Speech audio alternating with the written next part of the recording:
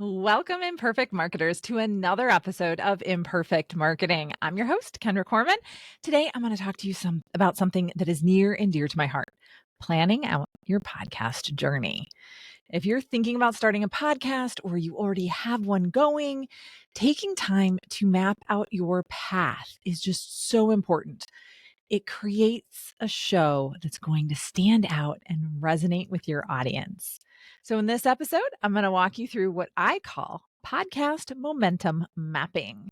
I'll share tips for envisioning your podcast dream and putting an effective roadmap in place to ultimately turn that vision into reality over the next 12 months or less, if that's what you're looking for.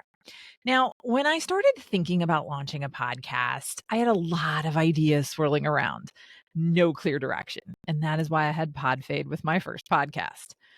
I see this happen time and time again with my clients. We get into this excited honeymoon phase, and then we get a little stuck on the specifics when it comes to developing the actual concept, planning episodes, and getting the darn thing launched.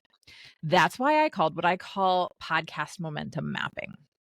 It's a framework envisioning your show and critically mapping backwards over the course of a year, 6 months, quarterly, really however you want to plan for your show. And you can understand the key milestones, action steps needed to make your podcasting dream a reality.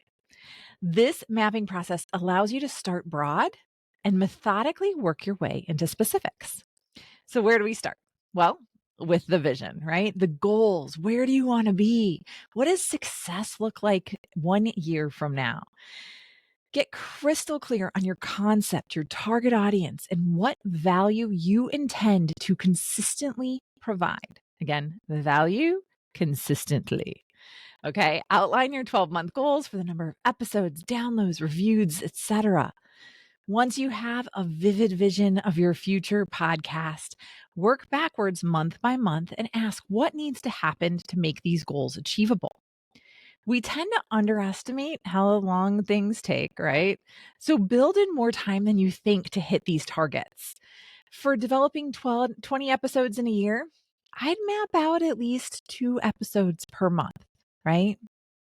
That would technically get you to 24, but it takes longer than you think. And 1 month you're going to go on vacation or you're going to get busy. So again, plan to map out 2 episodes per month for your planning. And then I want you to drill down into specifics each month, planning episode topics, scheduling guest interviews if applicable, refining your editing process, identifying potential roadblocks, and how you're going to tackle those if they arise. The key here is to be proactive. I find this momentum mapping process energizing and clarifying. It makes launching and maintaining a show over time feel far less daunting when you break it down into achievable, what I call monthly sprints.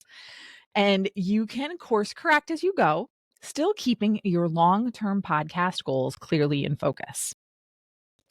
Ultimately, this holds you accountable to make consistent progress, even when other priorities are competing for your time and attention. Again, like maybe that vacation in August, or you're working remote and don't have your podcast studio or microphone available. Now, you might be struggling with this concept, and that's totally okay because you're like, work backwards, planning, what?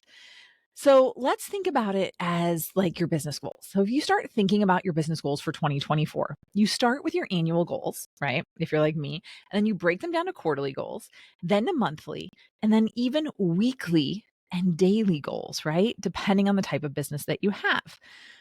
It can really allow you to see something that sounds unattainable, makes it much easier to reach. I do this in my business. And again, I think you should do it in yours, not just for podcasting. So if you like numbers like me, let's think about it this way. You want to hit $100,000 in sales this year, right? So divide that by 4. It sets a more reasonable goal, $25,000 a quarter. That's more attainable, right? Then divide that 100,000 by 12, and you only have to really do $8,333 a month.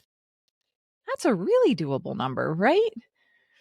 Now, if we change it up and go down an email marketing path, let's say you sell mostly digitally through your email list. Great idea.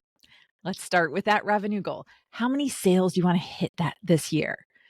Most people assume a 2% conversion, but you might have a higher one. So now you have to think about how many people do you need on your list to hit that goal? Subtract out your existing list, and that's your list growth. So if you need 50 sales because your average revenue is 2,000 per sale, you'd need a total of 2,500 people on your email list. If you already have 1,500, this year you only need to increase your list by 1,000. That's less than 85 people a month. That's actually less than 20 people per week. Seems a lot easier than that 1,000 or 2,500 or I just want to make this many sales, right? So having those goals and breaking them down backwards makes everything more attainable. It gives you a plan that's doable and it can help you keep your energy up so that you don't encounter podcast phase. That's how your momentum mapping works. So if you're struggling to get the momentum going with your new or existing podcast, I highly recommend spending some time on this backwards planning. It's going to help you identify gaps, critical next steps, and it's going to give you and your podcast renewed intention. That's all for this episode of the Imperfect Marketing Podcast. Don't forget to grab the free downloadable momentum mapping template over at kendracorman.com/momentum.